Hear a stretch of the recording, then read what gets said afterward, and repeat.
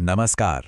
आज हम mobile repairing की एक ऐसी बुनियादी चीज सीखने वाले हैं जो असल में एक नौसिखिए और एक प्रोफेशनल के बीच का सबसे बड़ा फर्क तय करती है। जी हाँ, ये एक बहुत ही छोटी सी टेक्निक है, लेकिन यकीन मानिए इसके नतीजे बहुत बड़े होते हैं। तो चलिए सीधे काम पे लगते हैं। जरा एक पल के लिए इस सवाल के बारे में सोचिए। ये कोई डराने वाली बात नहीं है, ये एक सच्चाई है। मोबाइल रिपेयर के दुनिया में सब कुछ प्रिसिजन मतलब सटीकता पर टिका है। एक गलत मूव और एक ठीक होने वाला फोन सीधा कबाड़ बन सकता है।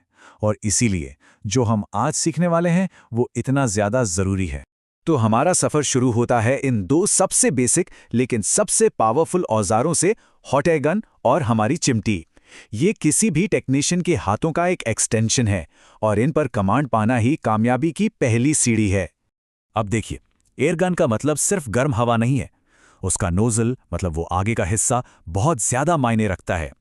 जब आप सीपीयू जैसी बड़ी चिप्स पर काम कर रहे हैं तो एक बड़ा नोजल चाहिए जो गर्मी को बराबर फैलाए। लेकिन जब आप किसी चिप के बगल में लगे छोटे से कैपेसिटर या रेजिस्टर पर काम कर रहे हों तो छोटा नोजल ही आपका सबसे अच्छा दोस्त है। गलती से भी बड़ा नोजल इस्तेमाल किया तो वो पास की चिप को पिघला देगा और पूरा बोर्ड वहीं खत्म।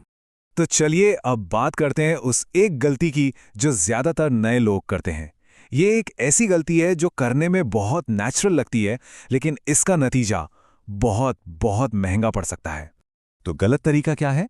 जो बहुत कॉमन है। बस एयरगन उठाई, उसे सीधे उस छोटे से कंपोनेंट पर लगाया जिसे निकालना है, और उसे तब तक गर्म करते रहे जब तक वो ढीला ना हो जाए। सुनने में तो बिल्कुल सही लगता है ना?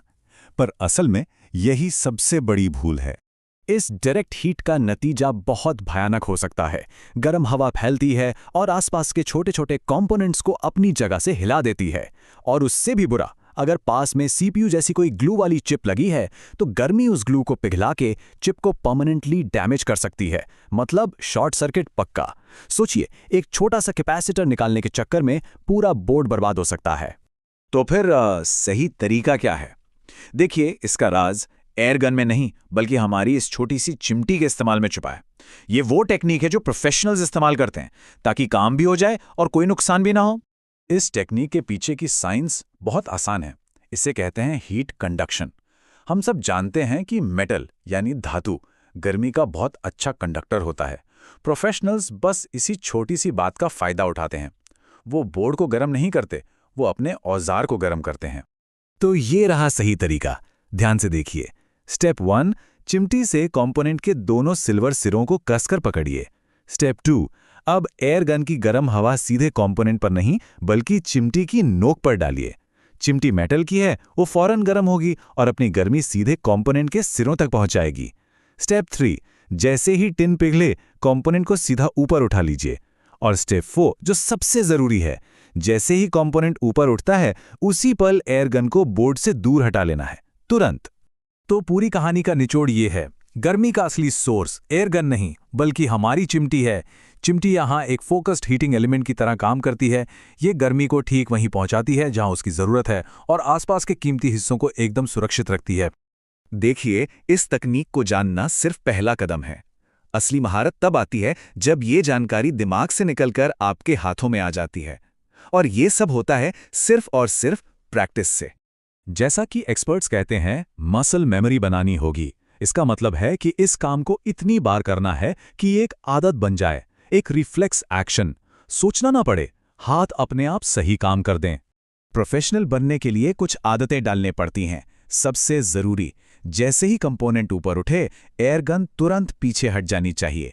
दूसरी बात, कंपोनेंट को मजबूती से लेकिन प्यार से पकड़ें। अगर आप एक के बाद एक कई कंपोनेंट निकाल रहे हैं तो हर एक के बीच कम से कम 5 सेकंड का गैप दें।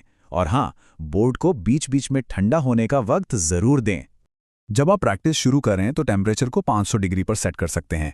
ये एक अच्छी स्टार्टिंग सेटिंग है। ज्यादातर कामों के लिए ये बिल्कुल सही रहती है। और टेम्परेचर के साथ साथ एयर वॉल्यूम को लगभग 65 पर सेट कीजिए।